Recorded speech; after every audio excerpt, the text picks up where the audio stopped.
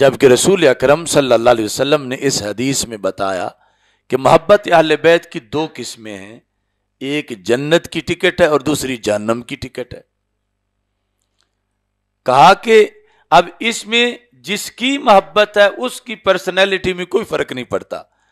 اب حضرت عیسیٰ علیہ السلام کو ابن اللہ کہہ کر جو جہنم جا رہے تھے، حضرت عیسیٰ علیہ السلام کو اس میں کیا دخل ہے؟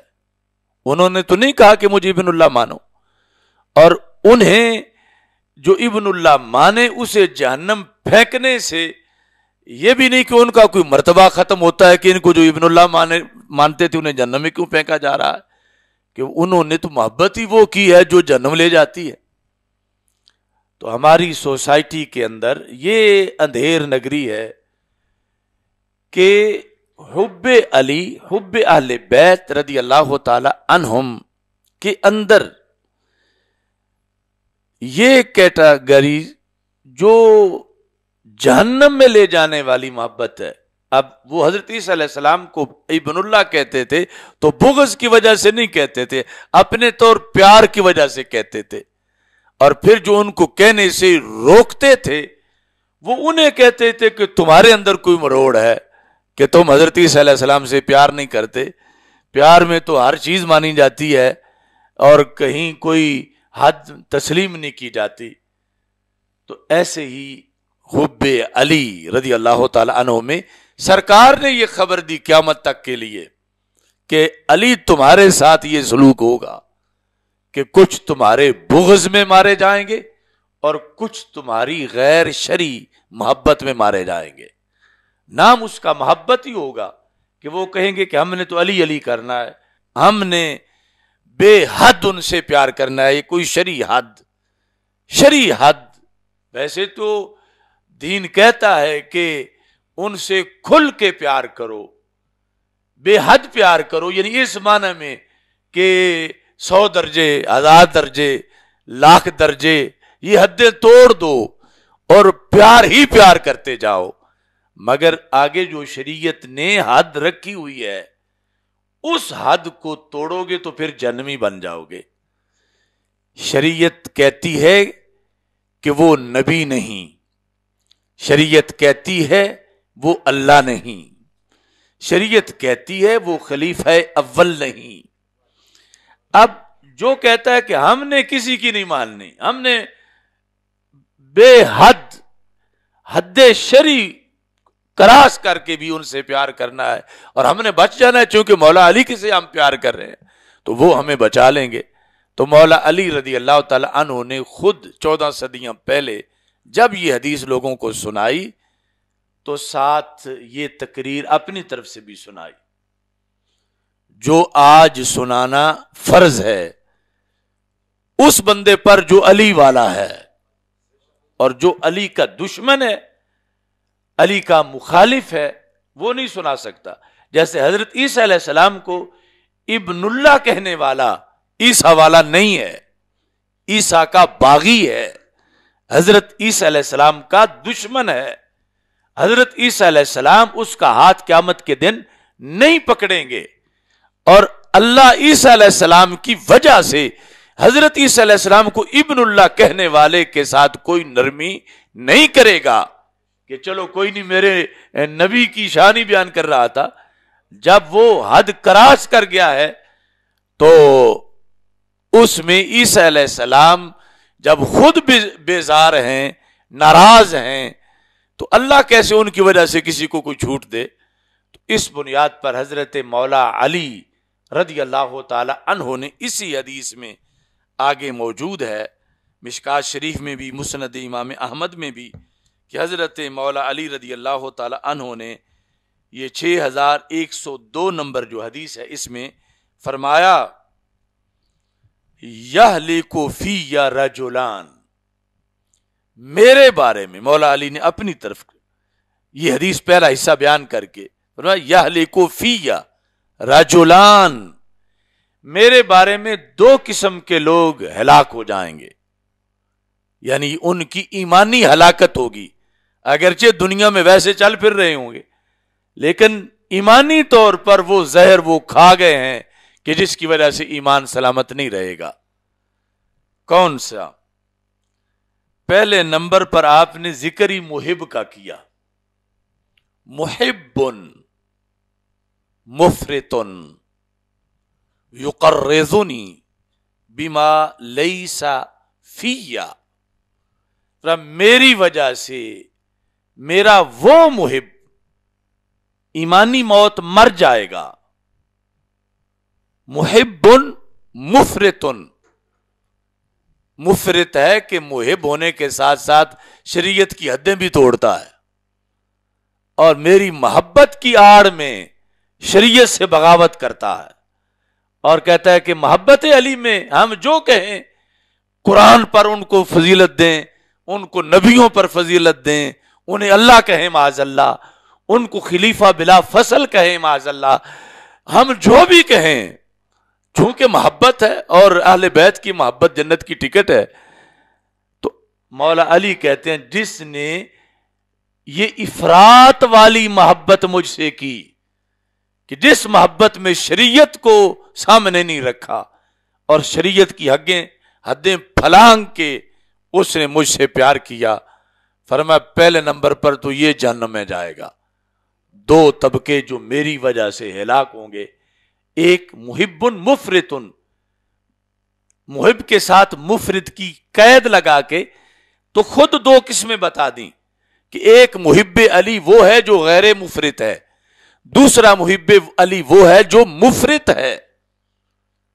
اور آج آپ بتائیں کہ کون اس جہان میں یہ معیار بتا رہا ہے کہ محب مفرط کون ہے اور محب غیر مفرط کون ہے؟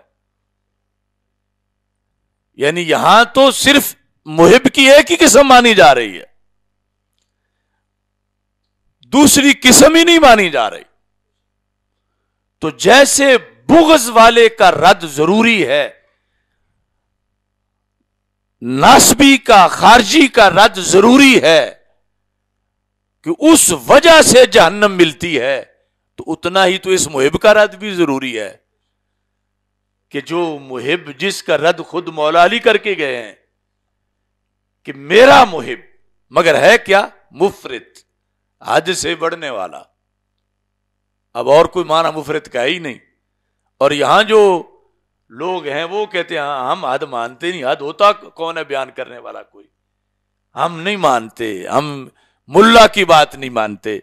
اور یہ کہہ کے ہم ملا کی بات نہیں مانتے، حقیقت میں علی کی بات نہیں مان رہے، اور پھر حقیقت میں نبی صلی اللہ علیہ وسلم کی بات نہیں مان رہے. اور اس سینہ زوری پر جب ان کی گرفت کی جائے اور انہیں مولا علی کا رستہ دکھایا جائے تو وہ رستہ دکھانے والے کو ناسبی کہنا شروع کر دیتے ہیں. یہ 14 صدیوں میں کہا جاتا رہا ہے کہ جب بھی یہ حدیث بیان کر کے ایسے لوگوں کو جنت کا رستہ دکھایا گیا تو آگے سے جواب ملا کہ اس بندے کے دل میں بغض علی ہے. کیا خود علی کو بغض علی ہے؟ کہ یہ تقسیم تو خود مولا علی رضی اللہ تعالی عنہ کر کے گئے. اب تیسرا لفظ آپ نے کیا بولا؟ محب مفرط، آگے یقرضنی بما لیس فی.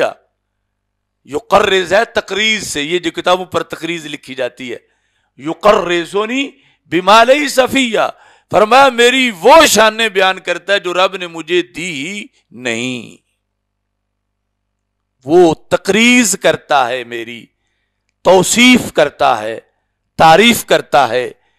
کس سے؟ بما، ان لفظوں سے، ان القاب سے، بما لیس فی، جو مجھ علی میں ہے ہی نہیں. وہ مجھے خلیفہ بلا فصل کہے گا جبکہ میں خلیفہ بلا فصل نہیں ہوں.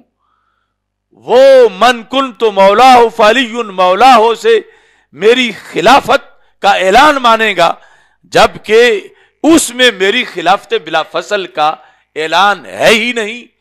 وہ مجھ کو معاذ اللہ نبیوں کی مثل یا نبیوں سے اونچا مانے گا جبکہ یہ شان میری ہے ہی نہیں. وہ مجھ کو معاذ اللہ اللہ کہنے پہ تل جائے گا جبکہ یہ میری شان ہے ہی نہیں. تو یہ وہ لوگ ہیں جو محبت کے ٹائٹل میں جہنم میں جائیں گے، ہوں گے محب علی مگر مفرط، ٹھکانہ جہنم۔ اور ساتھ دوسرے نمبر پر فرمایا وَمُبْغِض، میرے بارے میں جو دوسری پارٹی جہنم میں جائے گی وہ کہ جن کو بغض علی رضی اللہ تعالی عنہ کا روگ لگا ہوا ہوگا، جو حقیقت میں بغض ہے، یعنی یہ نہیں کہ جس کو رافضی بغض کہتے ہیں۔ اگر رافضیوں کا بغض کہنا ماننا ہے تو وہ تو کہتے ہیں کہ نبیوں کو بھی اہل بیت کا بغض ہوا، یہاں تک کہ معاذ اللہ کہے گے کہ حضرت آدم علیہ السلام جنت سے بغض اہل بیت کی وجہ سے نکالے گئے۔ میں اور تم کس کھیت کی مولی ہیں؟ انہوں نے تو وہاں تک حسد اور بغض کا قول کیا۔ حضرت صدیق اکبر، یعنی جس وقت یہ بغض کی بات ہوتی ہے تو درجہ بدرجہ پھر قول، کوئی مجھے کہے گا، کوئی اوپر احتیاط رکھے گا، لیکن کوئی پھر اعلی حضرت فاضل بریلوی کو کہے گا، اوپر احتیاط رکھے گا۔ کوئی آگے بڑھے گا تو حضرت مجدد الفسانی کو کہے گا، اوپر کہے گا میں نہیں کہتا، لیکن کوئی مزید بے حیا ہوگا تو داتا گنج بخش اجویری کو بھی کہے گا کہ انہوں نے کشف المحجوب میں یہ جو لکھ دیا یہ بغض کی وجہ سے لکھا، ان کو بغض اہل بیت تھا۔ کوئی آگے بڑھے گا تو حضرت عمر فاروق رضی اللہ تعالی عنہ اور حضرت ابوبکر صدیق رضی اللہ تعالی عنہ کے بارے میں کہے گا کہ یہ جو کچھ وہ کرتے رہے معاذ اللہ، حسد تھا انہیں اہل بیت کا اور بغض تھا۔ اور ان کمینوں کی جو کتابیں میرے پاس پڑھی ہیں انہوں نے تو اپنی تفسیروں میں لکھا ہے، مذہب کے اصول میں لکھا ہے کہ حضرت آدم علیہ السلام کو جو جنت سے نکالا گیا تھا تو اس کا سبب بغض اہل بیت تھا معاذ اللہ، اور اس کا سبب حسد اہل بیت تھا۔ اب یہ تانا، کوئی اس تانے سے بچنے کے لیے حق بیان کرنا چھوڑے تو اسے سوچنا چاہیے کہ اس سے تو نبی بھی نہیں بچ سکے، یعنی مقابل اتنا بے حیا ہے کہ وہ اس نے بغض اہل بیت کا الزام نبیوں پہ لگایا، صدیقوں پہ لگایا، صحابہ پہ لگایا، ولیوں پہ لگایا۔ ہماری کیا حیثیت ہے؟ تو ہمیں اللہ کے ساتھ اپنا معاملہ درست رکھنا ہے، ہمیں رسول پاک صلی اللہ علیہ وسلم کے ساتھ اپنا معاملہ درست رکھنا ہے، ہمیں مولا علی حسنین کریمین سیدہ فاطمۃ الزہرا رضی اللہ تعالی عنہم کے ساتھ اپنا معاملہ درست رکھنا ہے کہ دل میں کسی کونے کے اندر کوئی بغض کا کروڑواں حصہ بھی نہ ہو۔ لیکن ہمیں یہ نہیں سوچنا کہ ہمیں اس دنیا کے اندر یہ سارے طبقے مان جائیں کہ واقعی یہ محب اہل بیت ہیں، یہ قیامت تک بھی نہیں مانیں گے جب تک کہ ہم ان کی طرح صحابہ کو گالیاں دینا معاذ اللہ شروع نہ کر دیں، اس وقت تک یہ نہیں مانیں گے۔ یعنی اگر ایمان بچانا ہے تو پھر وہ ضرور تمہیں یہ بغض کا تانا دیں گے، اور اگر ایمان نہیں بچانا تو پھر یہ ان کے ہاتھوں سے تمہیں محبت اہل بیت کی سند مل سکتی ہے، وہ بھی کچھ وقت کے لیے، جب تک کہ اگلا ایک مرحلہ وہ پاس نہ کروانا چاہتے ہوں۔ تو اس بنیاد پر دھڑا دھڑ مفتی، عالم، فاضل، خطیب، نقیب، نعت خان، پیر اس روش میں چھلانگے لگاتے جا رہے ہیں رفض کے اندر کہ جب وہ ہمیں گستاخ زارہ کہتے ہیں تو ہم سے برداشت نہیں ہوتا، جب وہ ہمیں گستاخ اہل بیت کہتے ہیں تو ہم سے برداشت نہیں ہوتا، جب وہ ہمیں گستاخ علی کہتے ہیں تو ہم سے برداشت نہیں ہوتا۔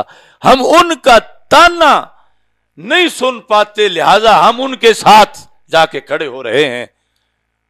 تو یہ تانا آسان ہے سن لینا جو جھوٹا تانا ہے، لیکن جہنم کے چند شعلے بھی بڑے سخت ہیں جو ادھر جانے میں یقیناً ملیں گے کہ مولا علی رضی اللہ تعالی عنہ نے رسول پاک صلی اللہ علیہ وسلم سے حدیث سنی اور پھر خود اپنی طرف سے آگے اس کی وضاحت کی